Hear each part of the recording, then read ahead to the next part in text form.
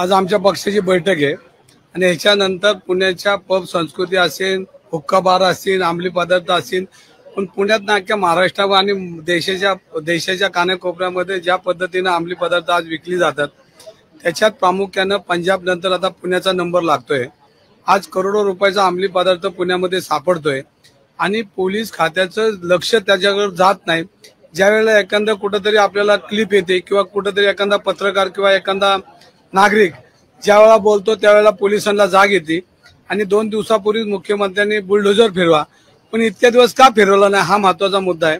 आज विधानसभेचं अधिवेशन विरोधक त्याच्यावर चर्चा करतील, त्याच्या अगोदर त्यांनी सांगितलं की बुलडोजर फिरवा, पण कुठेही अजून बुलडोजर फिरताना दिसले नाही। तात्पुरती मलमपट्टी म्हणून एखादा हॉटेलवर कारवाई केली, पण आज पुण्यामध्ये पब संस्कृती इतक्या प्रचंड प्रमाणामध्ये वाढलेली आहे तर गेल्या 2-3 महिन्यापूर्वी एका कारने 2 मुलांना उडवलं आणि अल्पवयीन मुलगा होता आणि त्याच्यामध्ये पहिलीच एफआर फाडताना 2 एफआर फाडल्या गेल्या आणि त्याच्यामुळे पहिल्या एफआर मध्ये तो मुलगा सुटला आणि दुसऱ्या एफआर मध्ये कोर्टाने ताब्यात घेतला। हा सगळा सारासार विचार करता त्या तपास अधिकाऱ्याला खऱ्या अर्थाने फौजदारी गुन्हा दाखल करायला पाहिजे होता, पण कुठल्याही परिस्थितीत फौजदारी गुन्हा न दाखल करता तात्पुरती मलमपट्टी म्हणून त्यांना निलंबित केले। या सगळ्या गोष्टीचा विचार करता पोलीस अत्यंत चुकीच्या पद्धतीने पोलीस कारभार चालू आहे।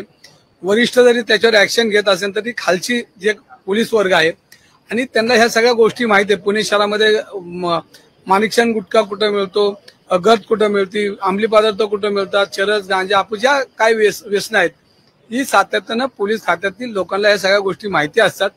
तरी पण पुणे शहरामध्ये आज घराघरामध्ये घराच्या उंबऱ्यावर येऊन अंमली पदार्थ येऊन थांबलेला आहे आणि पुणेकर याच्यामध्ये चिंताग्रस्त आहेत। पुणे विद्येचं माहेरघर आहे। पुण्यामध्ये राष्ट्रीय नेते पुणे शहराने दिलेले आहेत, लोकमान्य टिळक असतील, क्रांतीज्योती सावित्रीबाई फुले असतील, महात्मा फुले असतील आणि छत्रपतींचं पुणे आणि असे सगळे राष्ट्रभक्त त्या पुण्यामध्ये निर्माण करणारं पुणे आणि अशा पुण्याला आज कलंक लागण्याचं काम या सगळ्या पब संस्कृतीमध्ये होतंय।